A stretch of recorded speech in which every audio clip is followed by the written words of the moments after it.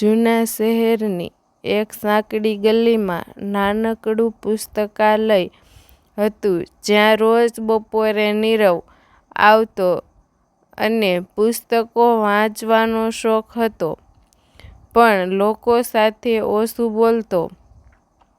પુસ્તકો જ એની દુનિયા હતા. એ જ પુસ્તકાલયમાં અઠવાડિયામાં 3 દિવસ આવતી હતી સ્વરા. એને બાળકો માટે વાર્તાઓ લખવાની ઈચ્છા હતી. એ વાંચતી નહીં, લખતી. ખૂણે બેસીને નોટબુકમાં વિચારો ઉતારતી. શરૂઆતમાં બંને અજાણ્યા હતા. ફક્ત નજર મળી જાય. બસ એક દિવસ અચાનક લાઇટ બંધ થઈ ગઈ. અંધારામાં નીરવે મોબાઈલની ટોર્ચ ચાલુ કરી. સ્વરાએ હસીને કહ્યું, આવું અંધારું પણ સારું લાગે છે. વિચાર વધારે સ્પષ્ટ થાય છે. એથી વાત શરૂ થઈ. હવે બંને એક જ ટેબલ પાસે બેસતા.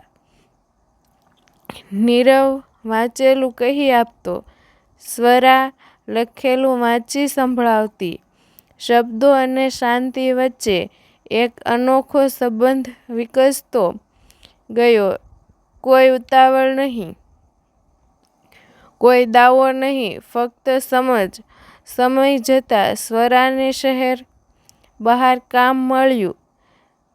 જવાની તૈયારી કરતી વખતે એણે પુસ્તકાલયમાં છેલ્લો દિવસ વિતાવ્યો. નીરવ કંઈ બોલ્યો નહીં, પણ એની આંખોમાં ખાલીપો હતો. જતી વેળાએ સ્વરાએ નીરવને એક નોટબુક આપી. પ્રથમ પાના પર લખેલું હતું, આ કહાની અધૂરી છે, આગળ લખશો. સ્વરા ગયા પછી પણ નીરવ રોજ પુસ્તકાલય આવતો અને નોટબુકમાં લખતો રહ્યો. લાગણીઓ, યાદો, રાહ. મહિનાઓ પછી એક દિવસ સ્વરા પરત આવી. હાથમાં એ જ નોટબુક હતી, નીરવની લખાણોથી ભરેલી. સ્વરાએ ધીમેથી કહ્યું, હવે કહાની પૂરી કરીએ.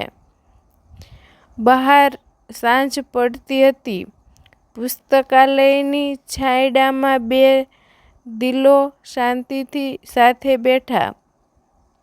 કેટલાક પ્રેમ ઉજાસમાં નહીં, છાંયડામાં ફૂલતા હોય છે.